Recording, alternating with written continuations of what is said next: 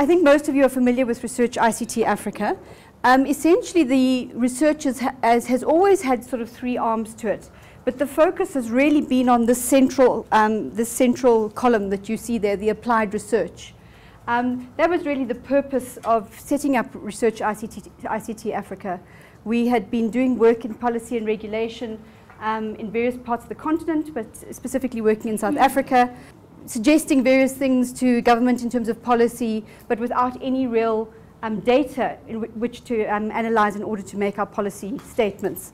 So the idea was to start off first with we started off first with the supply side studies that we did in the early years. So instead of seeing the outcomes, as many of our governments were, as the greedy sort of effects of operators, we were trying to explain how the monopoly profits created by operators were in fact an outcome of the market structure that one had and the regulatory frameworks that you had to deal with that.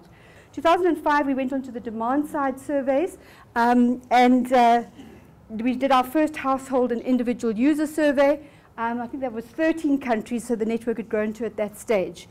Very important in filling a gap. We'd seen the supply side stuff. It was an improvement on the kind of international indicators that were available from the ITU and stuff, but there was simply no publicly available demand side information in any of our countries at all. So the important thing about the household survey, which is different from some of our learned partners in other parts of the world, is that we don't only look at those people using ICTs.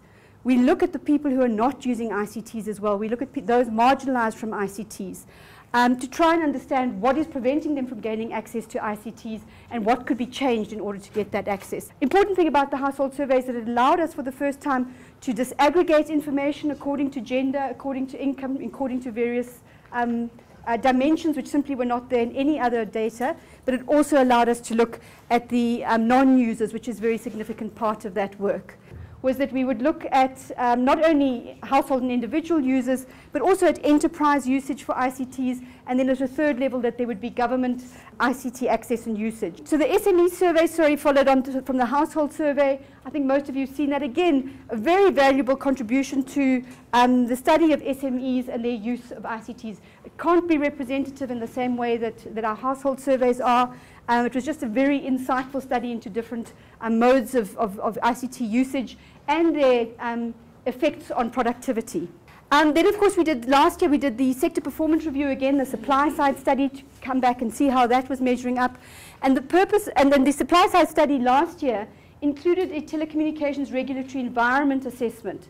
That TRE has been very well received. We had a very positive feedback to the supply side study being accompanied by some sort of perception survey of how regulators are performing.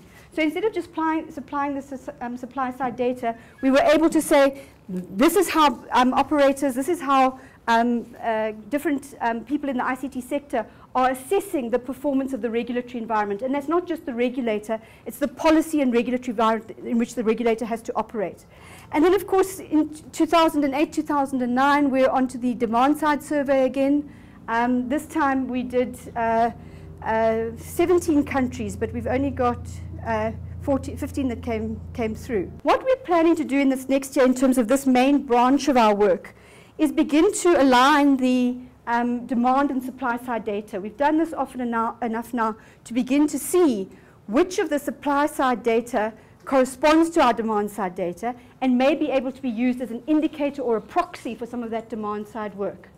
In terms of the advocacy and dissemination side of things, is that we want to consolidate this a lot more.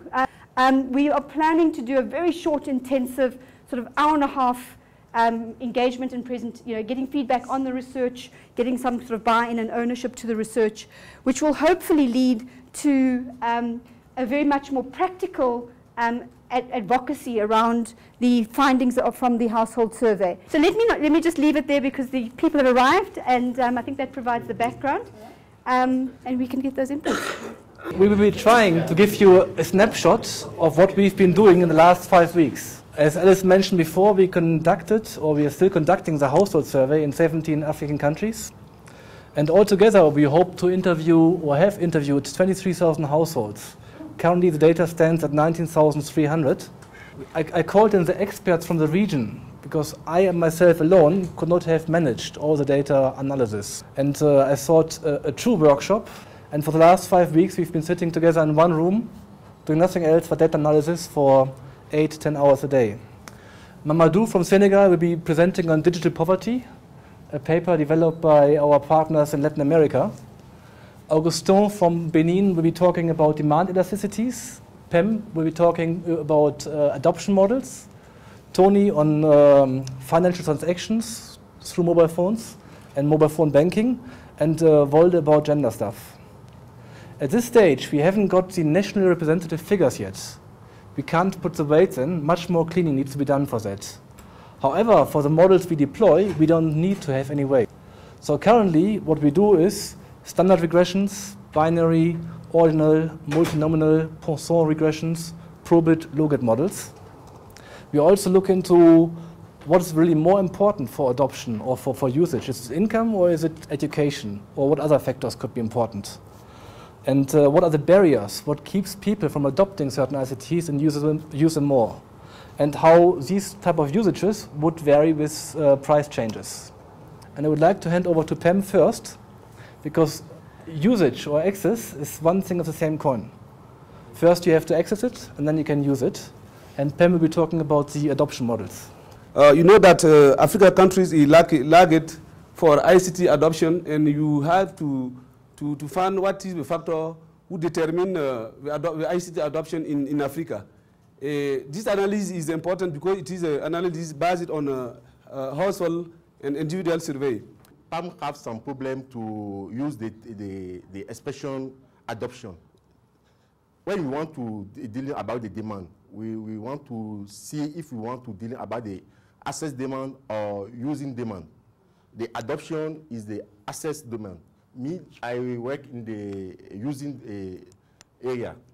Gender being a cross-cutting issue, there are so many interesting findings from the data, but I'm going to only highlight a few of them. Digital poverty is mainly defined as a lack of access and usage of ICT. Now we try to define it in two levels, at household level and individuals level. I was focusing on M transactions. There are various ways in which mobile phones are now being used in Africa. One of it is M-banking, where mobile phones are being used to access bank accounts.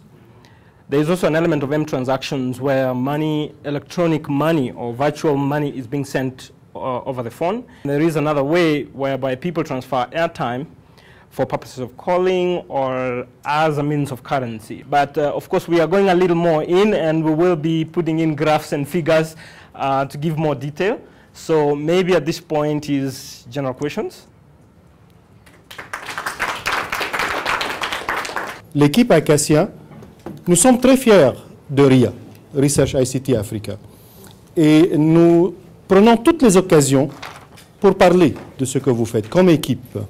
Vous aidez beaucoup vos pays, vous aidez aussi bien sûr le domaine lui-même de statistiques et d'informations sur l'utilisation des technologies. On va continuer à vous aider, mais aussi je pense qu'on a besoin de rejoindre beaucoup plus de monde que ce qu'on rejoint aujourd'hui. Donc merci encore à toute l'équipe.